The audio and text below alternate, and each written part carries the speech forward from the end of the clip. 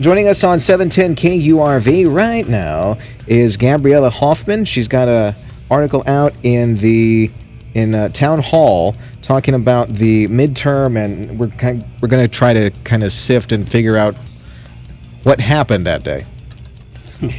Yeah. So, I guess first reaction. What happened? First reaction. How do you think it went? Thanks for having me, guys. I think it could have gone a little better. I think a lot of people found the results to be somewhat underwhelming, and we could break down, obviously, the different caveats and takeaways from it. However, securing the House, at a bare minimum, is good because most of President Biden's agenda items will likely be dead on arrival. However, there's a lot to unpack from this, why Republicans had an underwhelming performance in the Senate and some governors' races that they were bound to keep or to flip, and so much more. So I know Republicans are reeling in from kind of disappointing results, but maybe there's some silver linings to it, that not all is lost, and maybe there's some optimism ahead. But happy to break down more with you guys. What optimism would you find? What would you think is optimistic in what you've seen? I think Republicans and conservatives have realized that perhaps maybe the top of the ticket could drag on down ballot races, even though they're not on the ticket. I think we have started to see people like potential top, former president, potential top of the ticket. With the former president jumping in, yeah. I think some people have started to say maybe he doesn't have staying power as much as he used to, or maybe we need a new person to kind of help lead the party.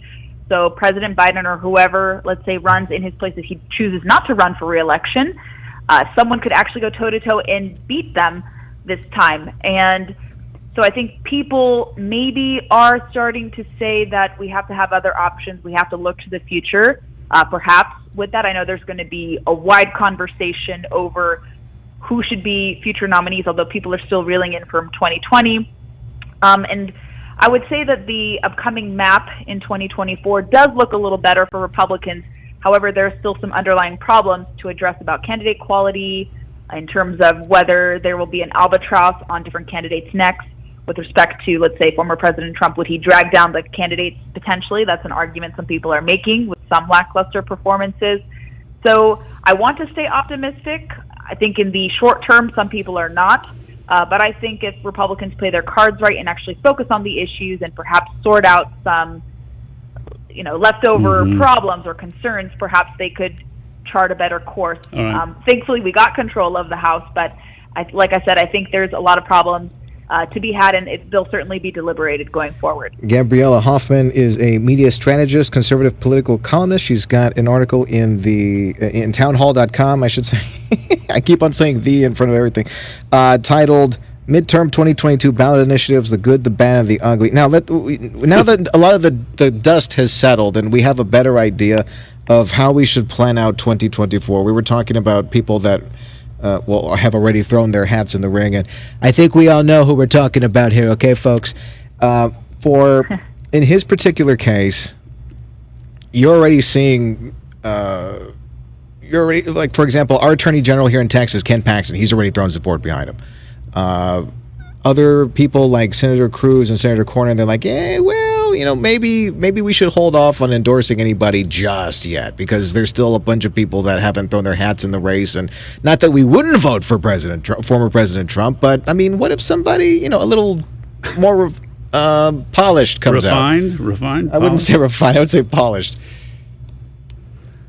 Well, yeah, I think that's what they're looking for.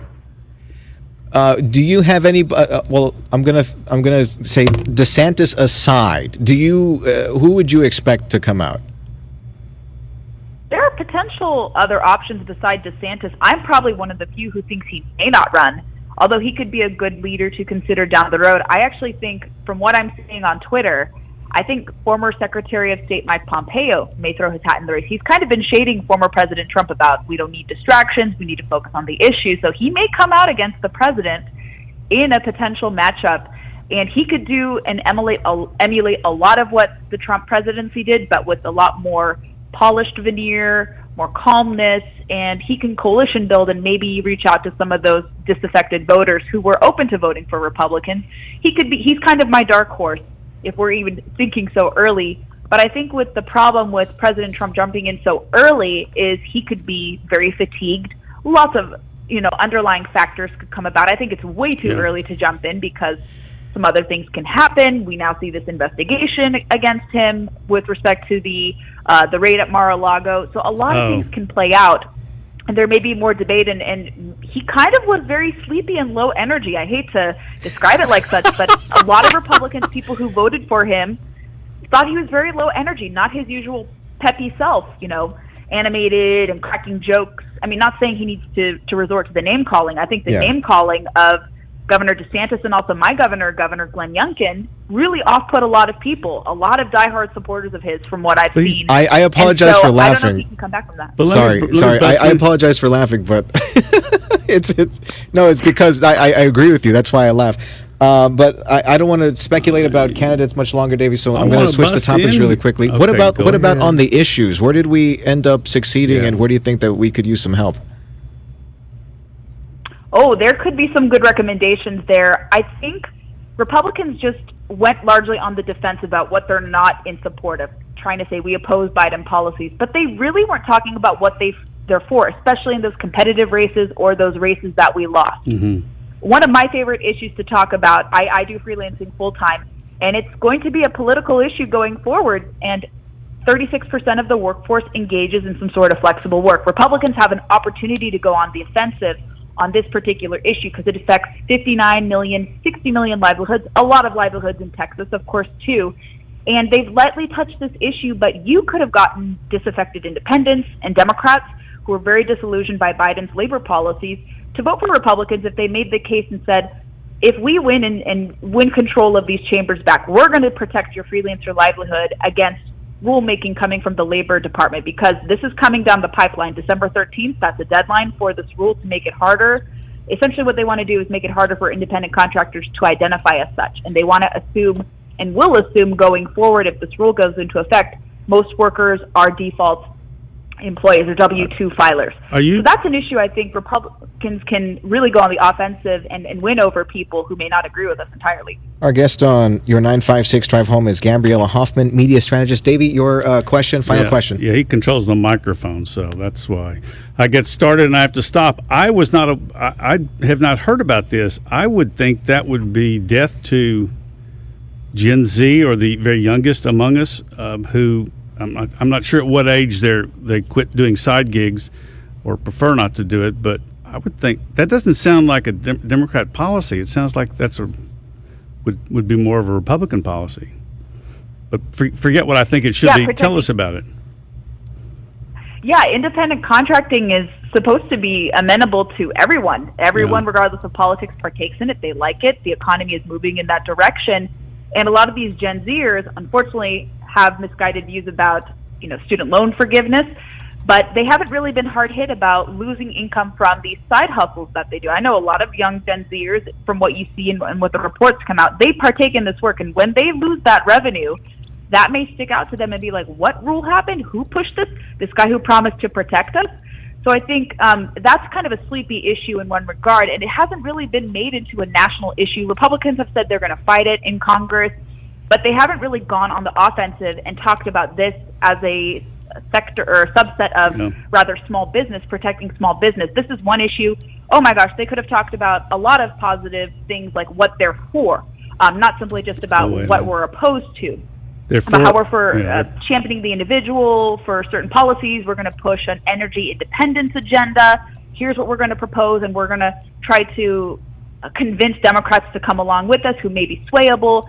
They had to go on the offensive on a lot of issues that you could have won over a lot of people with, especially single women. I think single women who were largely voting for Democrats, a lot of them do independent contracting. They just haven't felt the brunt of it or losing that source of revenue yet. So until people are unfortunately adversely affected by policies, we're just starting to see the downside effects of inflation and the looming recession, of course. So a lot of people really haven't been hard hit. So they thought that, well, we're going to continue with the devil we know and not the other way around. And so I think it unfortunately will take drastic measures, economically speaking, for people to see whether it's losing your ability to freelance or seeing other streams of revenue kind of disappear or be hindered. Very quickly, because I had to beg my way into this last question. We're talking about Gabriella Hoffman, who writes He's at not Town lying. Hall. She writes about politics and the outdoors. Never the twain shall meet. What do they want to do? What's this rule they're talking about?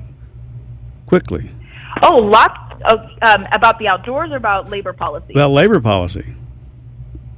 Yes, so briefly for your listeners, and you guys can refer to my different bylines I've written about this issue. So Okay. the Labor Department wants to make it harder for workers who are 1099 filers to operate. They believe that employers are deliberately misclassifying workers as independent contractors versus employees. They say it's because of lost revenue, and the IRS is losing out on revenue. As we know, the IRS is going to be hiring 87,000 people, for instance. Wait they have till no you revenue see them. problem. Wait till they get hired. Davey, she has limited time. Let her finish. I want to argue. Go ahead. Sorry. No, it's okay. Finish up. Happy to indulge you.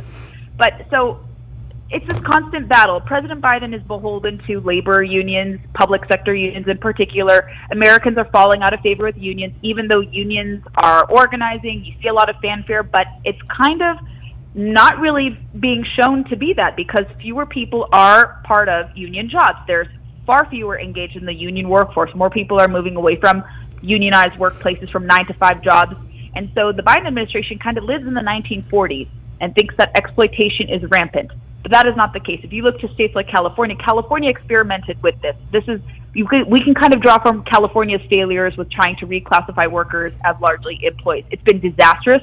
You've even seen Democrats come out against this bill called Assembly Bill 5, and they want to adopt tenets of this California law federally through federal rulemaking. They tried in Congress through the PRO Act, the Protecting the Right to Organize Act, but now, because they don't have the ability to do so, due to Democrats even holding out in the Senate, and one, Henry Cuellar, actually was a holdout in the House, now they're trying to use executive action or regulatory fiat through the Department of Labor. So this is something Texans have to be very, very aware of, this, because it could come at an instant, you won't know what to do, and it's going to be extremely challenging for a lot of workers who are doing this type of work, freelance, flexible work, who are surviving, because it's going to be tough economic times ahead. To put this rule out as people are struggling economically makes no sense on principle and makes no sense economically, and it's also a huge infringement to your ability to live freely and freely associate as an independent worker in this country. Wow, I can't believe that. And that's it's fast. I'm glad you brought this topic up, and we've stumbled upon this during this interview, and I hope to bring you back on again to talk about it. That's Gabriella Hoffman, media strategist, conservative political